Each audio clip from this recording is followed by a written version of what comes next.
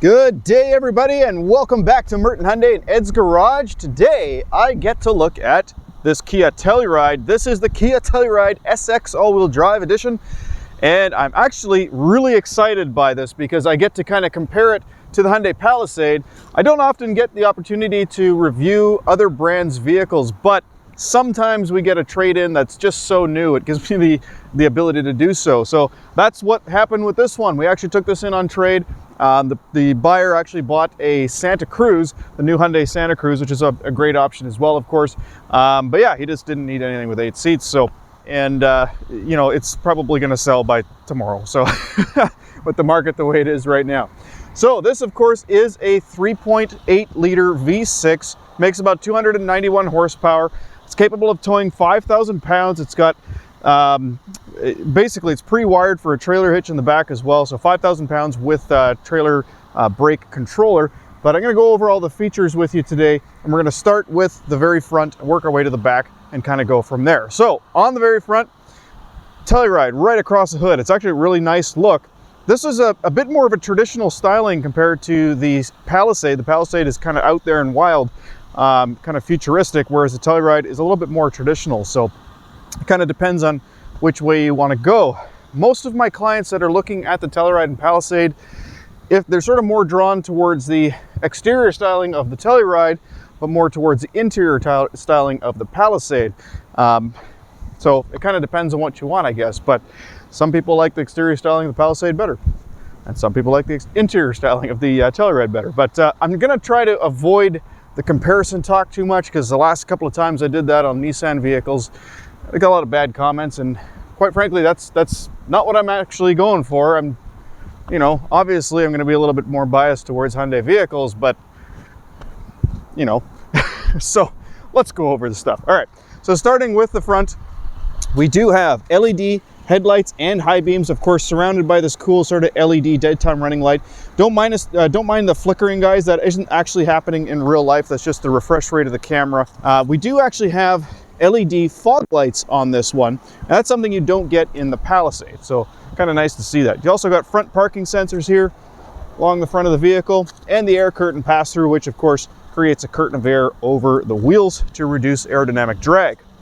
Now, right underneath the Kia badge, you can see we've got a little camera there because this one is equipped with the 360 camera system. And down below the license plate holder, we've got the forward-facing radar. That, of course, is for the adaptive cruise, the autonomous braking and such. And then in the windshield right there is a forward-facing camera. That is also for the autonomous braking system. That'll have the pedestrian detection, cyclist detection, and so on. All right, so tires from factory. It is wrapped in Michelin's. Now, these are an aluminum alloy wheel, of course. Tire size is 245/50. Rim size is 20. So they are a beautiful rim. Michelin tires as well, nice to see. Now, unlike the Palisade, it does have the black plastic cladding on there. Palisade in the top trim, of course, has body colored. Lower trims have black plastic cladding, so not a big deal. It still looks good. But as I said, I'm going to try to avoid the comparison. So that'll be the last time I make a comparison. I apologize, guys. All right. On the mirror, you can see we've got the side mirror camera right here, as well as there is lights on the mirrors to indicate which way you're going. When you put your turn signal on, that'll actually tell the person in your blind spot which way you're going, because they're not going to be able to see the front light and they're not going to be able to see the rear light. So that's why there is one on the mirror here. So it actually lights up quite bright. You can see when I press the button there. It's also got the power folding mirrors, as you can see, which is pretty cool. It's actually something we don't see too often on Hyundai vehicles, but Kia seems to do that a lot, which is really cool. Now, going around further to the back. So back end styling, quite nice. Again, very traditional styling back here, with the exception of maybe the tail lights. And then down there near the bottom, you can see we do have a twin chrome exhaust. I don't know if they have quad exhaust on the top trim, to be honest. Maybe you can comment below in the comments. I don't think they do in the higher trim, but yeah, still chrome twin exhaust. Now, one of my favorite features in any SUV from Hyundai or Kia, any larger SUV, is the smart liftgate system. So that is where you stand behind the vehicle, you don't press any buttons or anything, it detects your presence and it opens up the tailgate. The one thing I like about the tailgate is that it's plenty high enough for somebody who's 6'2" or even 6'3" to stand underneath. So on a rainy day, you can hide under here while you're loading your groceries or whatever it is you're loading. So pretty cool, nice and convenient. Of course, that is height adjustable. You can set that to whatever height you want. Now in the back here, quite a bit of space behind the second row. The third row currently is folded down. And if we wanted to fold down the second row quite quickly, we simply just press these two buttons here and they go down quite flat. Now, this is large enough that you could stick a bed in here and sleep in it really quite easily. It's huge. It's about, I think it's about 7 feet from the back of the front seats all the way to the bumper here. It's quite large. Now you'll also notice on the side here there's a USB port, which is kind of cool. This one, like the Palisade, has lots of USB ports everywhere. 7 USB ports in total, if I'm not mistaken, and double cup holders on either side here in the back in the third row. Lots of cup holders in this one as well. I think it's 14 cup holders. This one does have a nice little cubby here on the left-hand side, which is kind of cool, a little bit extra storage. And of course, you got the higher end audio system with the subwoofer back here. Now, underneath the trunk, you've got a little bit of storage. This little lid does come out quite easily, and you can even put it in here. So it's like a barrier, and it's kind of being held up, which is kind of cool. A little bit of space under there. Now, of course, when you have one of those privacy covers that you can lock into the 2 positions there, 2 positions, by the way, because the rear seat, the second row, does recline, which I'll show you in a bit. But if you have the privacy cover in there, of course, it locks into this position here. When you're not using it, you can actually put it along here, so it actually fits in. You kind of take this out of the way. I think you pull this out. Yeah, this actually pulls out, and then it kind of locks into this position, goes across and locks into that position. So quite smart. This is also where your jack is stored, and of course the tire changing tools. And the tire, by the way, guys, the spare tire is accessed through this little port right here, and it actually hangs underneath the vehicle. All right, so I want to point out something real quick that's kind of cool. With these seat belts, when they're not being used, you can actually latch them right here. And the cool thing is it's even got a spot for the buckle. So if the seat belts aren't being used, you can tuck them right out of the way. And then the middle seat belt's actually tucked in up here. So when you're not using it, it retracts completely into the roof, so you can't even see it. To fold the third row up, you grab the little belt here and you pull it. There we go. Now this does actually recline a little bit as well. So you'd basically pull the belt again, and then with your other hand, stop it. There we go. And that reclines it a little bit further. This you just fold up manually, and when you want to put the seat down, pull that belt again, and it just flops down. Pretty easy. So at this point, guys, I noticed that my audio was kind of screwed up while editing. So going forward, it is just going to be a voiceover. I do apologize for the inconvenience, but I hope you still enjoy the video. All right, so we're going to jump into the back seat. Now you notice I've got the button on the top here. There's also one lower if you're a little bit shorter, if you're a child. Look at the space though. You can actually very easily climb in through this this gap here. It's quite a bit of space. So I'm going to get into the back here. I'm going to flip the camera around so you can see me getting in. Actually quite a bit of room, pretty easy. Now there you go. We are in, and I've got that seat reclined a little bit. And you can see I've got plenty of headroom back here at 6'2". 50-50 split, but if I sit on this side, this one's not reclined. It got a little bit less headroom when the back seat is not reclined, but still more than acceptable.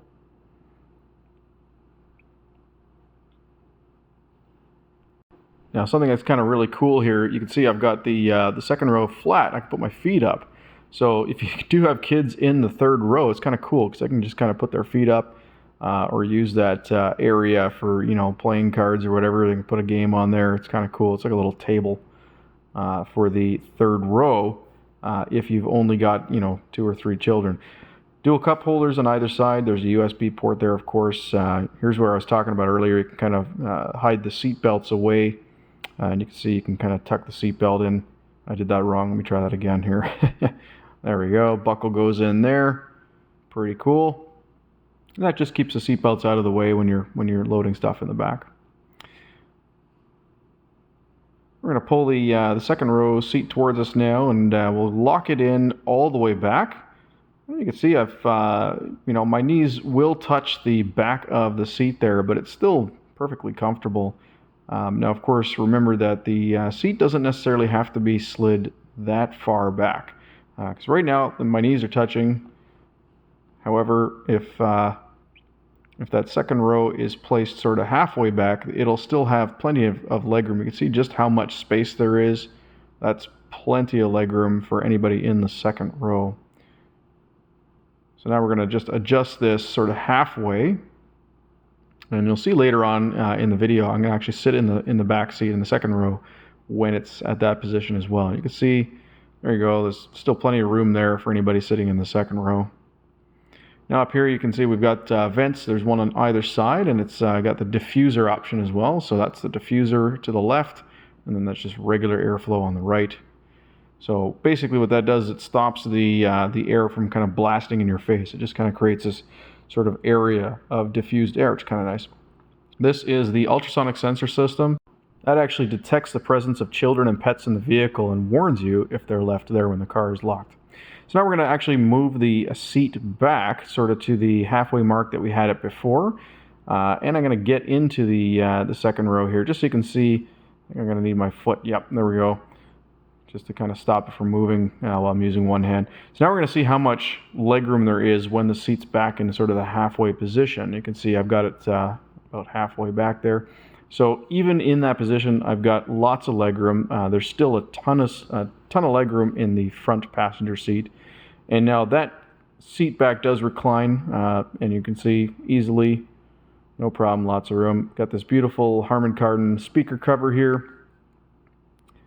A little bit of wood trim. You got the sunshades that go up and down, which is nice. It retracts completely into the door.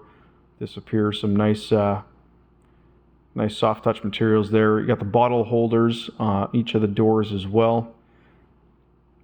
I can see we got the center cup holder armrest, nice cushy armrest, so it's actually a very comfortable place to be.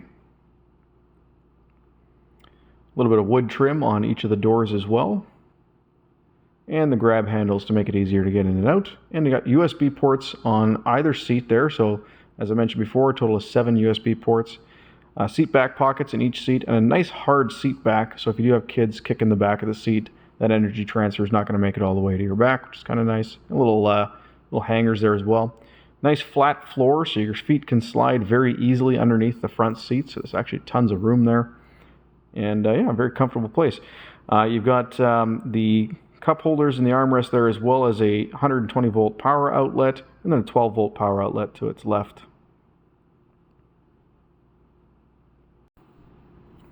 All right, up in the headliner, you can see we've got the climate controls. So 3-way climate control in this vehicle. This is basically for the back passengers. It is automatic climate control, fan speed adjustment there and everything, but you can basically set it to whatever temperature you want. You also got the individual map lights there as well, and then another diffuser style air vent there, and grab handles, of course. All right, having a look at the front seat. Both seats are power. So this one is 1, 2, 3, 4, 5, 6, 7, 8, 9, 10, 11, 12-way power adjustable seat. So that's your lumbar support. And this one here is for the sort of under calf or sort of thigh extension, which makes that seat really quite comfortable. Lots of manipulation there. And of course we have memory seating and mirrors, as well as the interior lighting and everything's all controlled from there. This is your child safety lock mechanism, which will lock out not just the rear windows, but the rear doors as well. Beautiful leather interior. It's nice dark chocolate leather. Of course it does have this cool stitching down the center as well. Perforated seats, of course. All right. Nice interior finish, lots of soft touch materials. Here we've got the dimmer switch, blind spot monitoring, lane keep assist, as well as your traction stability control and whatnot. All of your multimedia controls on here, your voice recognition button, which not only gives you sort of the built-in voice recognition, which you can see here coming up on the screen now as I access it, but also that button will then work for the Apple CarPlay and Android Auto assistants as well. So that one button controls both options. You can see it coming up here as I pretend to start a navigation. So that's pretty cool. There's also going to be your volume controls, your answer, hang up, mode switching between different audio sources, that sort of thing. Headlights, of course, are automatic. As I mentioned, it does have the fog lights, windshield wiper controls on the right. No automatic on there, unfortunately. Adaptive cruise control, so that's where it maintains the distance between you and the car in front of you. You've got the controls here for your center screen. Now that's going to give you lots of options like your digital speedometer, your drive mode information, fuel economy, accumulated information, trip A, trip B, that sort of thing. All comes up there. That top button then slides over to the right, gives you your compass or navigation information when you're navigating with the onboard system. Your lane keep assist information screen. Attention levels, so that's going to basically determine if you're getting tired or not while you're driving based on your steering input and how long you've been driving for. These are user settings where you can actually customize everything in the vehicle. For instance, like how long the lights stay on, how many flashes the one-touch turn signal gives you, that sort of thing. All of that is listed in there.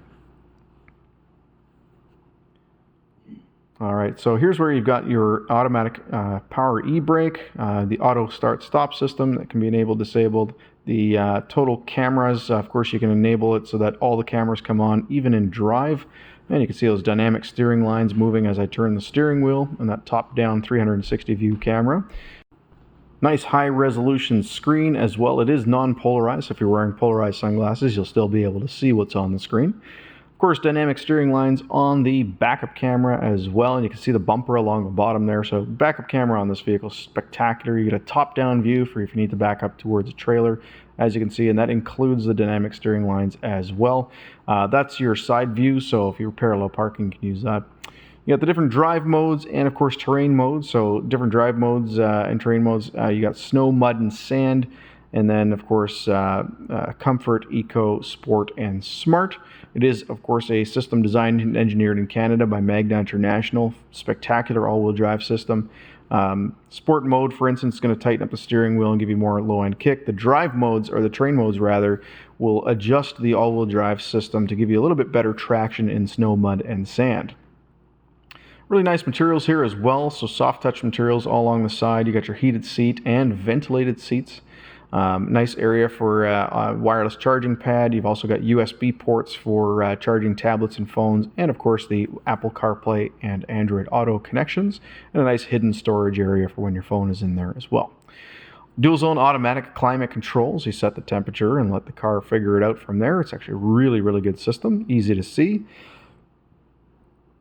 And then the buttons above that are all for the multimedia system. So you got some hard connections or hard buttons for radio, media, volume, tuning, all of that stuff. There's even a customizable button that you can quickly access the Apple CarPlay and Android Auto.